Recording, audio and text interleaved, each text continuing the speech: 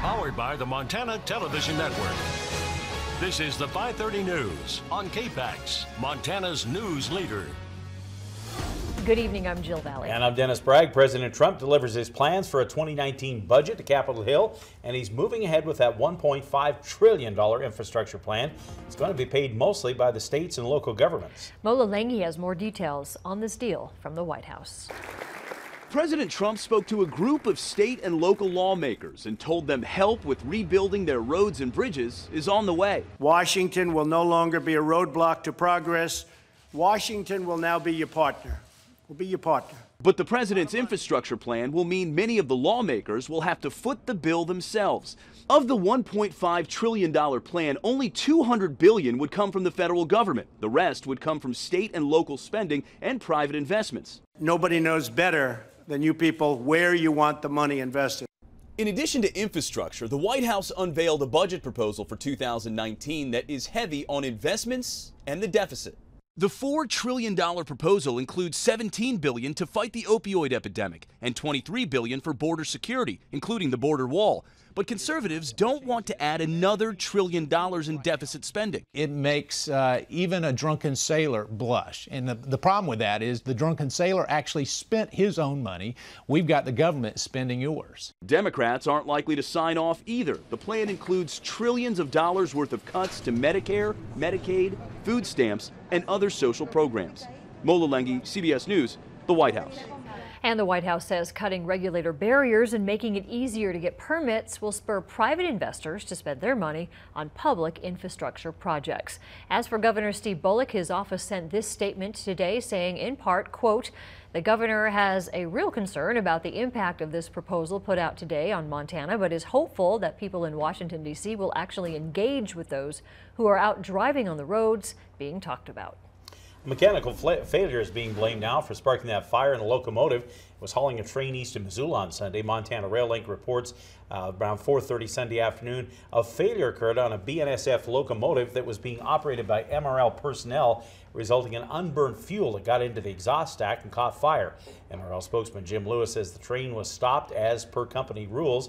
The company notified MRL's dispatch office in Missoula, who then called the fire department. Lewis said in a statement that while the emergency first responders were heading to the scene, the train crew moved the locomotive to a safe distance away from the oil train. The fuel shutoff system was then engaged, which resulted in the fire being shut down. No one was hurt. No other cars were damaged. It resulted in a minimum disruption to the train service. The incident remains under investigation. Those sunny skies today, a welcome sight on this cold, cold Monday. Looks like we have another nice day on the way, too. In now with the forecast is meteorologist Russ Thomas. Russ. Yeah, that's right. What a great day it has been. The sunshine out from really start to finish out there, and those temperatures that started cold really haven't warmed up a whole lot today. Some spots a little bit more than others. Satellite radar, we're seeing just what you might expect. Clear skies just about across the entire state. A couple here and there in the southeastern part of the state. That is about it. Some snow in Idaho. That was earlier in the day. 19 in Missoula, 16 in Phillipsburg, 14 degrees in Polson. A little warmer areas like Sula, Troy, Thompson Falls, St. Regis all sitting in the mid-20s. Now get sun tomorrow will be a little bit warmer. We'll have your complete forecast coming up. A federal judge has upheld Montana's state law that bans automated political phone calls known as robocalls. A Michigan-based political consulting firm actually challenged Montana's ban. It was arguing that it's an unconstitutional prohibition of free speech. But U.S. District Judge Charles Lovell of Helena ruled that the ban is an allowable protection of privacy. Lovell said telephones are private property, and the ban is a reasonable restriction that allows someone to control access to that property.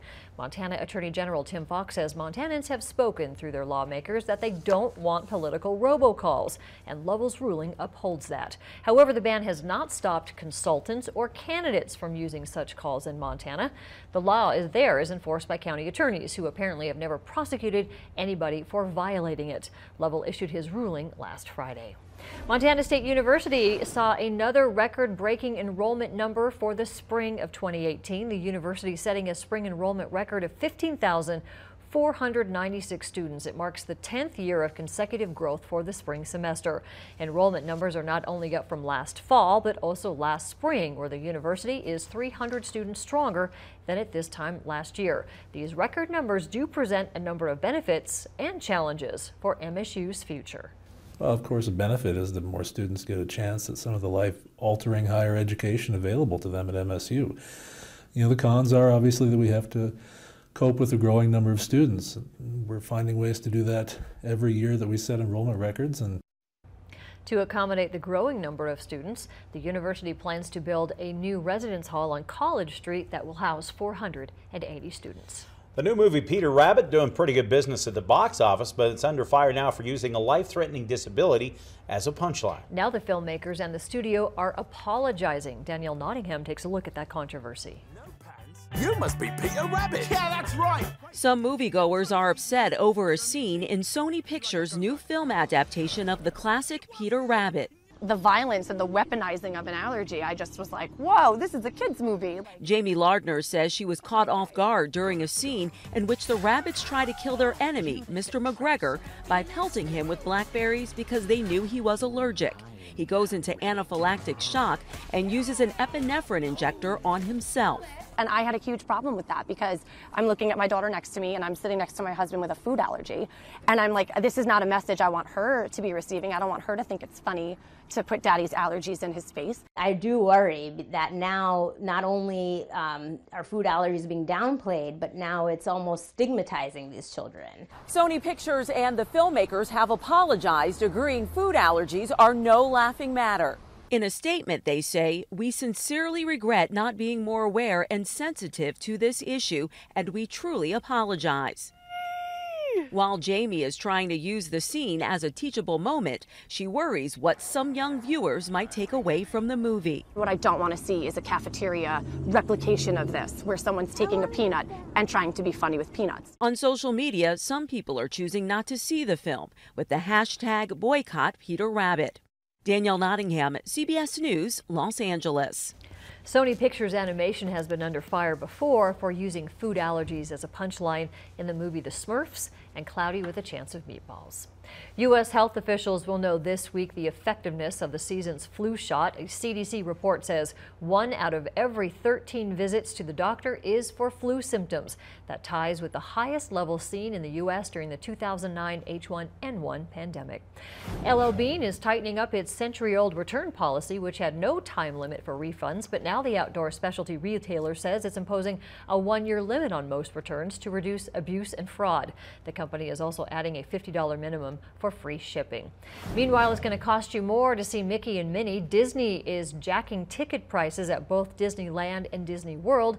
In California, the regular price of admissions is going up by $7 to $117 to get in.